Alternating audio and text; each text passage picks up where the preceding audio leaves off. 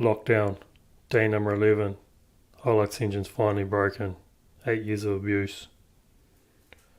Spun the rod bearings on number 1, number 2.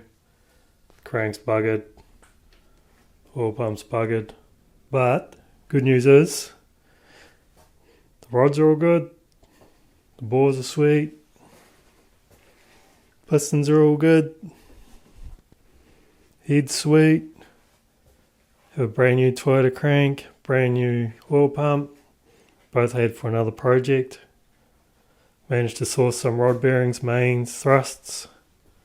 So should be able to do a sweet lockdown fix. See if it'll run for another 8 years.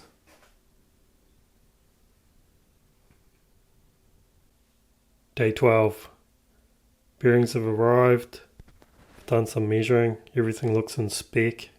So it should be good to go to put it back together.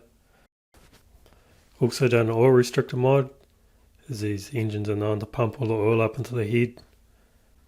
It's a little bit janky because didn't have a grub screw or anything, just drilled and tapped the block and used the end of a bolt and made my own restrictor.